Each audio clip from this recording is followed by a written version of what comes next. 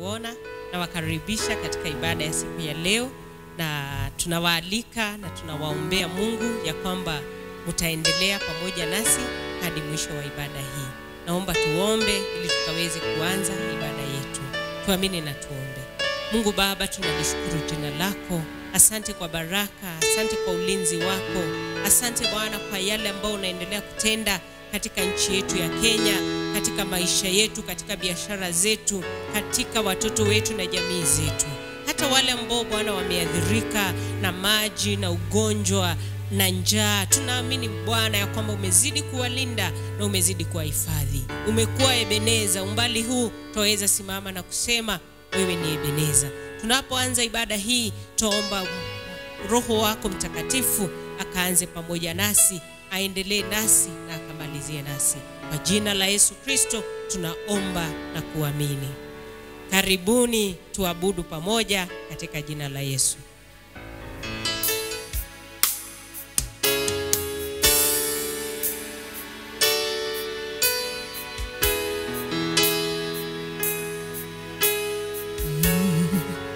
Lord, we come this morning. We want to confess of all our sins this morning.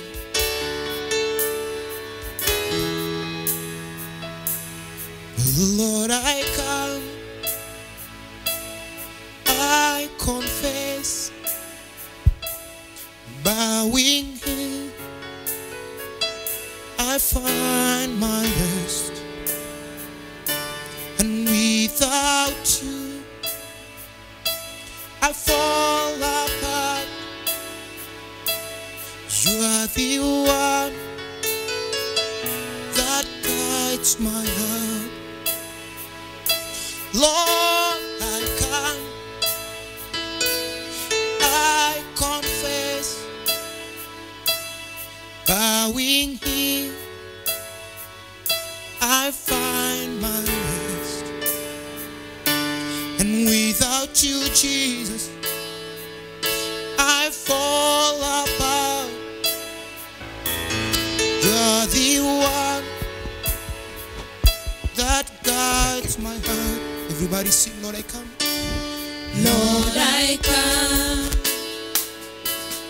I confess, bowing here, I find my rest. Without you, Lord, without you, I fall apart. Defense, my righteousness, oh Lord, how I need you. We worship you, Lord, and I need. We worship you, Lord. We worship you, Lamb of God. Thank you for your goodness. Thank you for your mercy, Lord. La capo sekete po yoribiai. Intana mana la capo yoribiai. We honor you. We honor you. This morning we need you, Lord. We need you this time, Jehovah. We need your grace. We need your power. We need your victory deep in our lives, Lord. Lekata po sekete ribiai. Be thou glorified, Lord. Be thou honored this day. Be thou magnified. Be lifted up above every situation, above what we are passing through, Lord. We pray that, Lord, be magnified. Be magnified. Be lifted up. We worship you, Lord. We worship you, Lord. Oh, oh, we worship you, Lamb of God. We give you praise. We give you glory. We give you honor, Lamb of God. Thank you for you are a good God. Thank you for your love. Thank you for your mercies. This morning they are new, Lord. We worship you. We honor your name.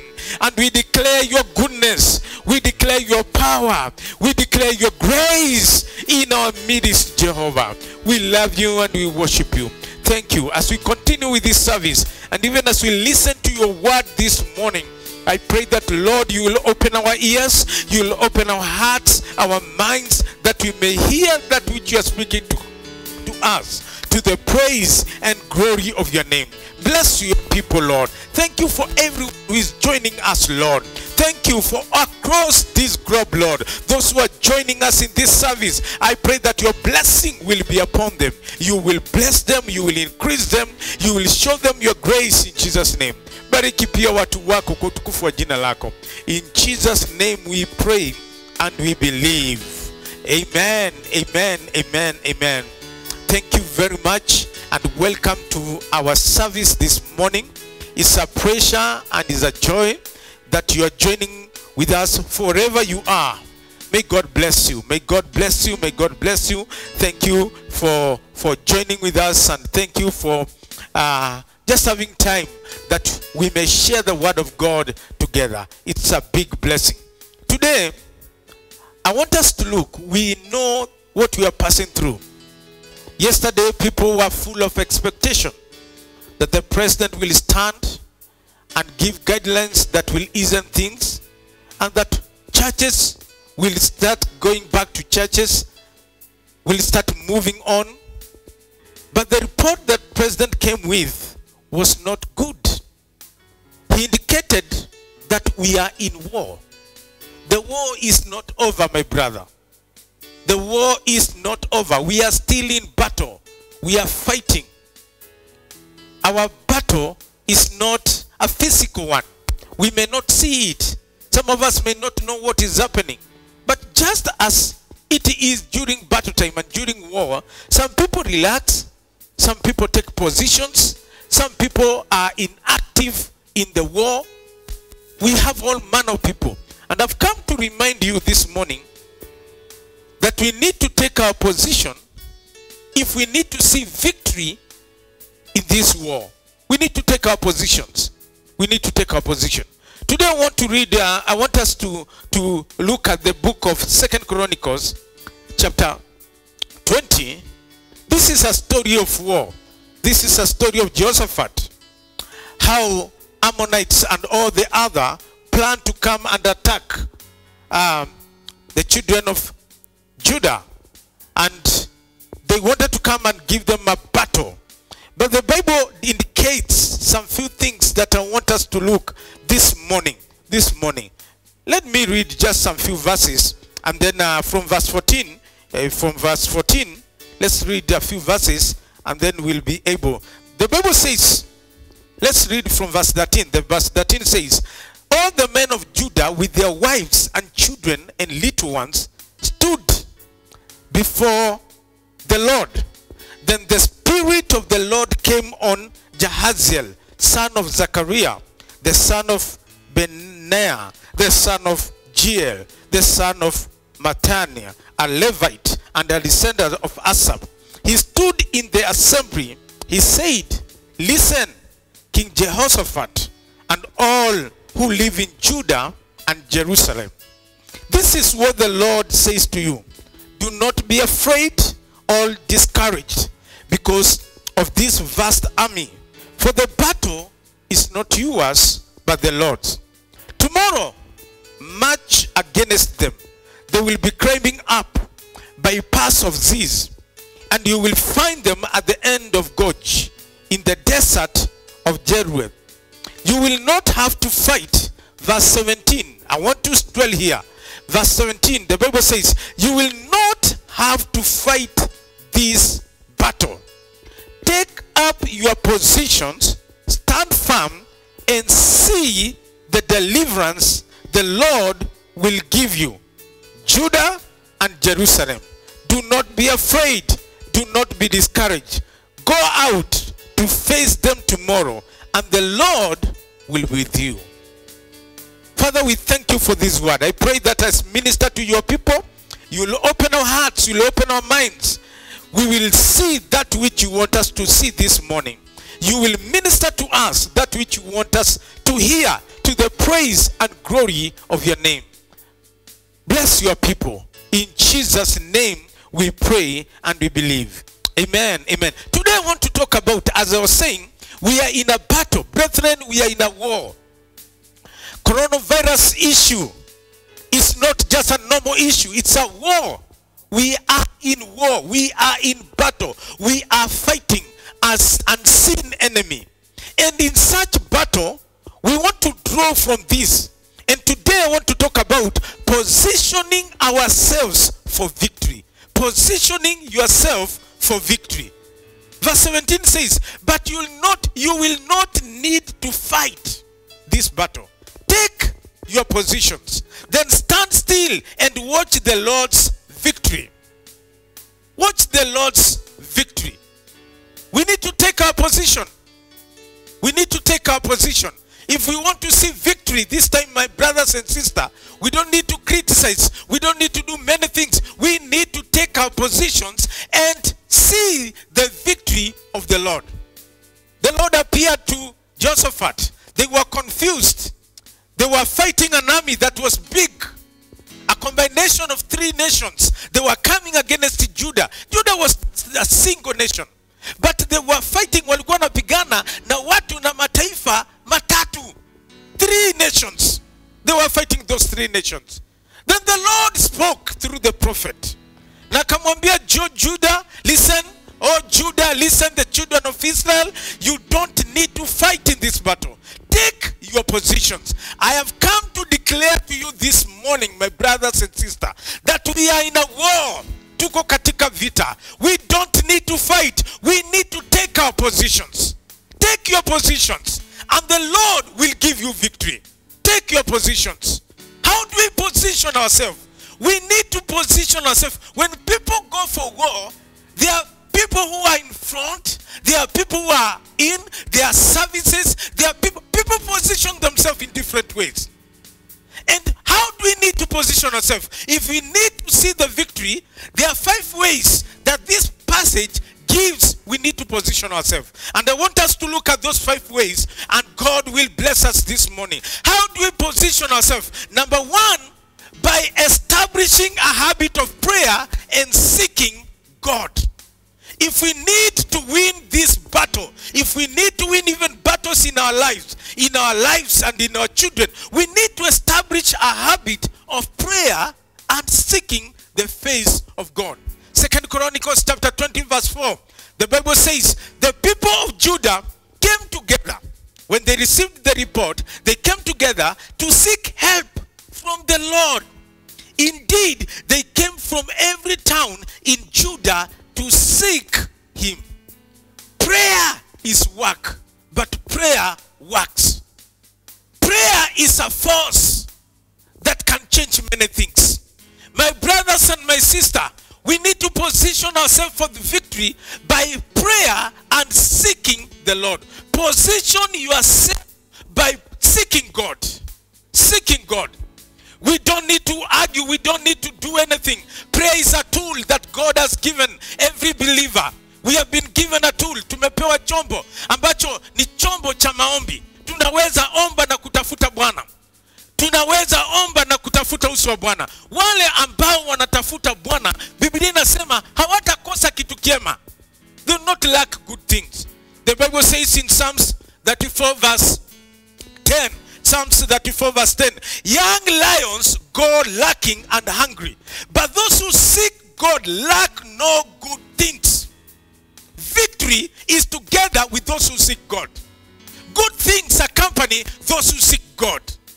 Power accompany those who seek God. I have come this morning to declare to you, don't cry, don't complain. Position yourself by seeking God, by prayer, by seeking God, and you will see the victory of the Lord in Jesus' name. You're being disturbed, umesumbuka, unashinda ushindi utatoka namna gani? Because this pandemic imeguza kila mahali, imeguza makanisa, imeguza maisha yetu, imeguza jamii zetu, imeguza mpaka mahali rasilimali zetu zinatoka. Where our income comes, this pandemic has touched every aspect of our lives. I have come to declare to you, we are in a war. Tuko katika vita. Position yourself by seeking God. Position yourself by prayer. It is not time to complain. It is time to pray. How do you position yourself? Number 2, by removing every obstacle to your victory. Removing every obstacle. If we have to win this battle, lazima tutoe chochote kinachotuzuia ushindi wetu. There are things that come to defeat people. There are things that when you embrace them in your life, they will make you be defeated in life. Now that's why in the book of Hebrews chapter 12 verse 2, the Bible says, let us lay aside every weight and sin which clings so closely, and let us run with endurance the race that is set before us. If we have to win, we have to position ourselves by dealing with hindrances, dealing with obstacles.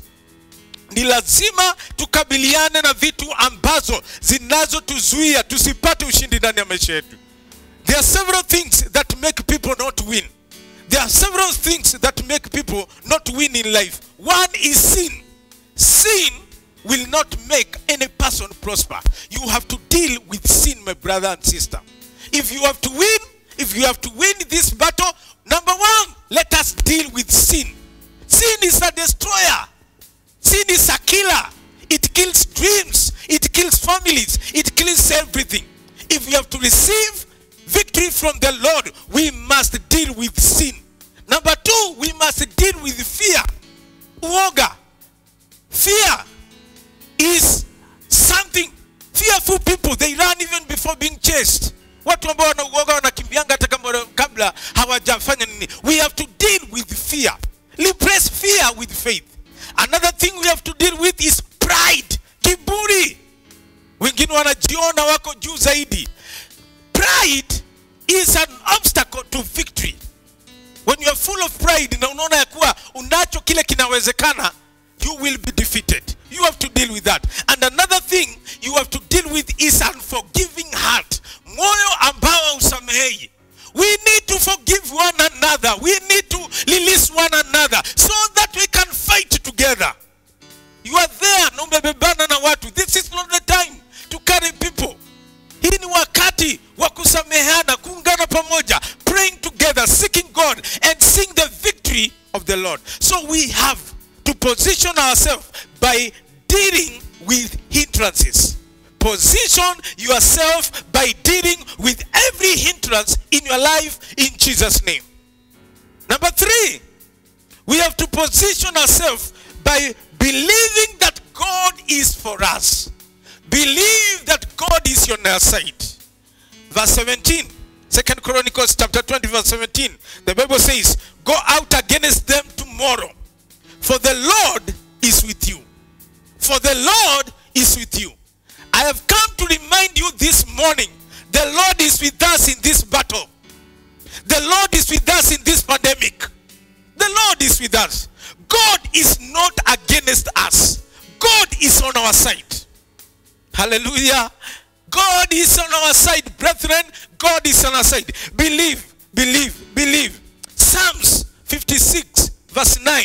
The Bible says, then my enemies will retreat on that day. And when I call, this I know, God is for me. This I know.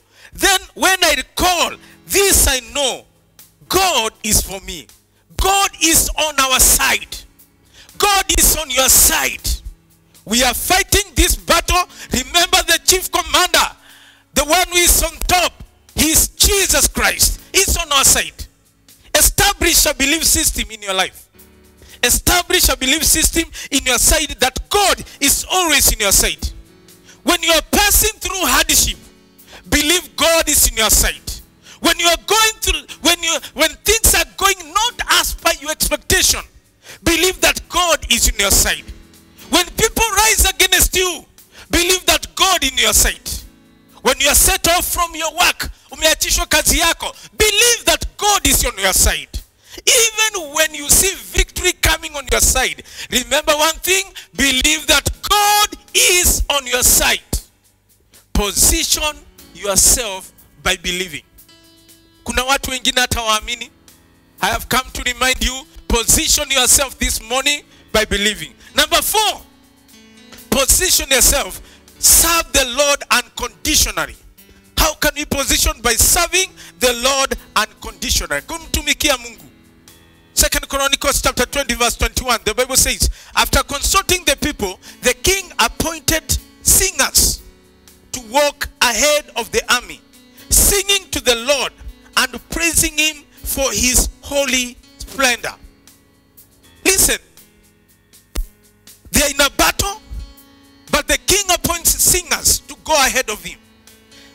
Singers were to take their position. Waimbaji walikuwa chukue nafasi yao ya kuimba na kumsifu Bwana. Hakuwapigane, wao waimbe wamsifu Bwana. There are few people. In verse 14 we see Jahaziel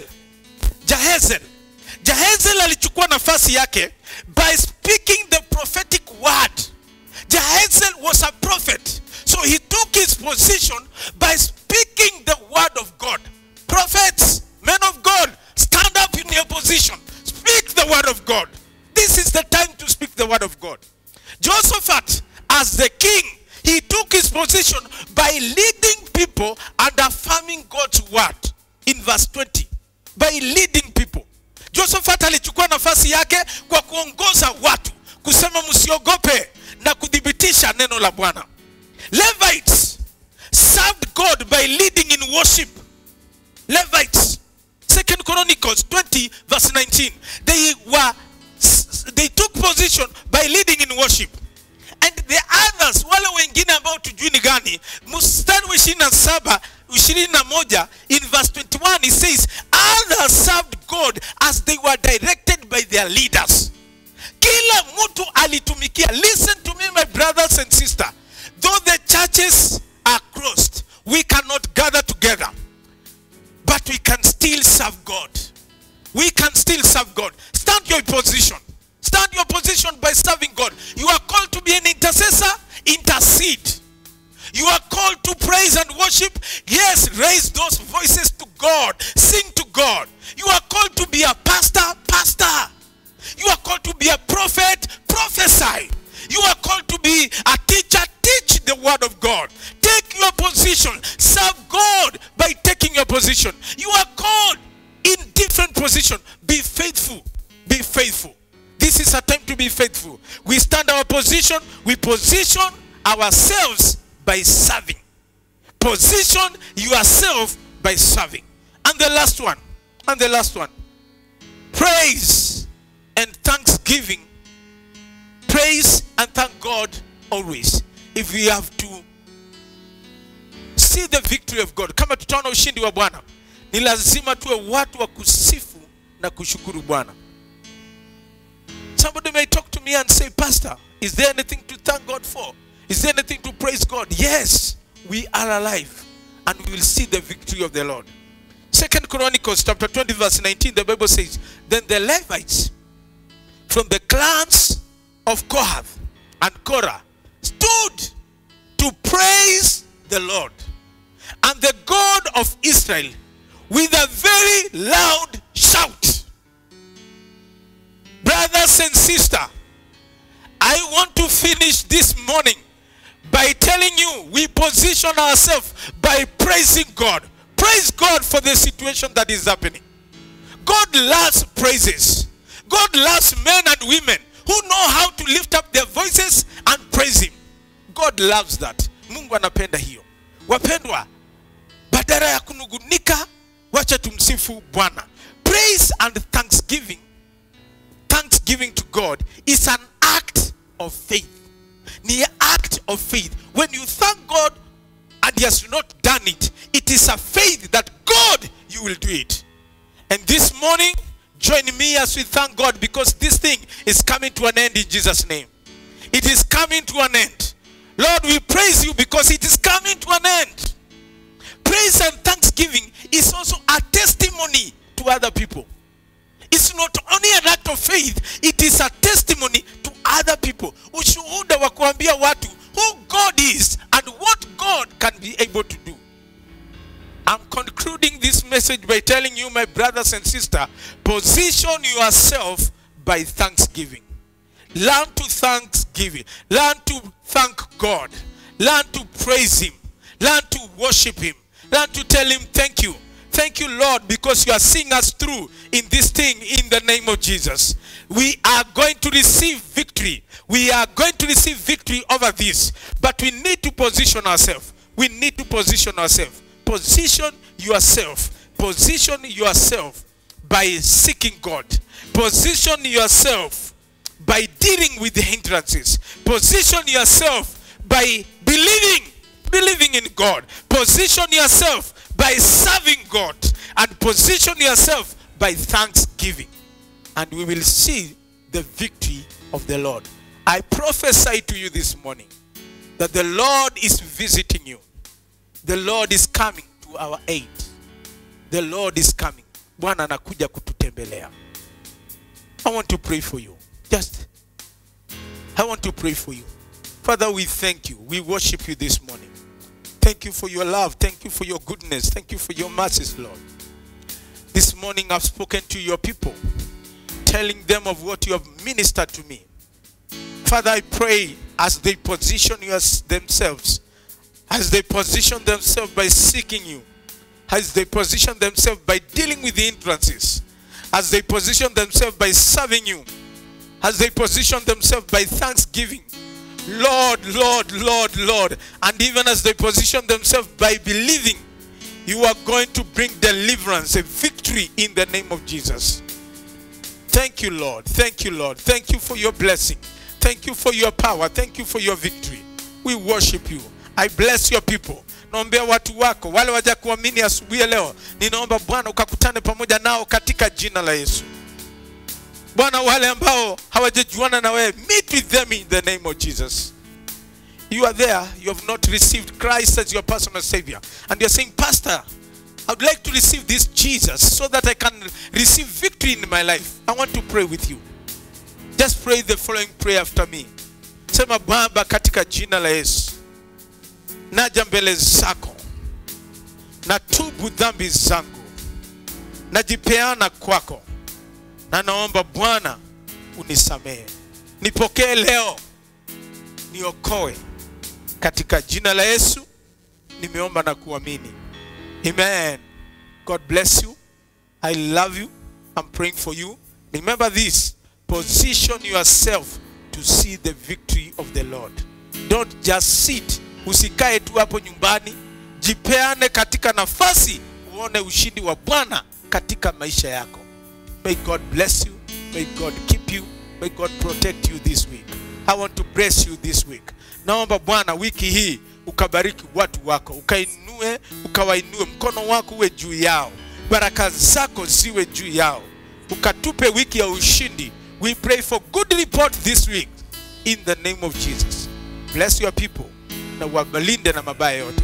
Katika jina la Baba na la Mwana na Roho Mtakatifu nimeomba na kubariki watu wako. Amen. God bless you and shalom. Amen.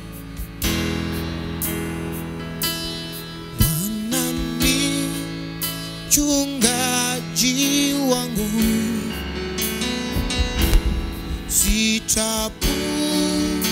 sitapungukiwa kitu. Hulaza penye majani mabichi, unongoza kwa maji matulivu. Nafsi yangu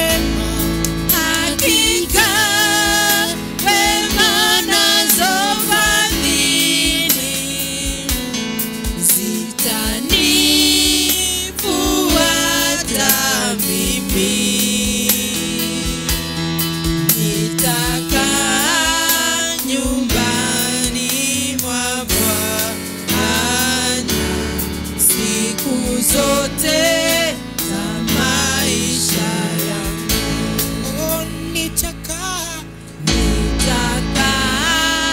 nyumbani mwa Bwana siku zote za maisha yangu. once again, nitakaa nyumbani mwa Bwana siku zote za maisha yangu. Thank you, Jesus.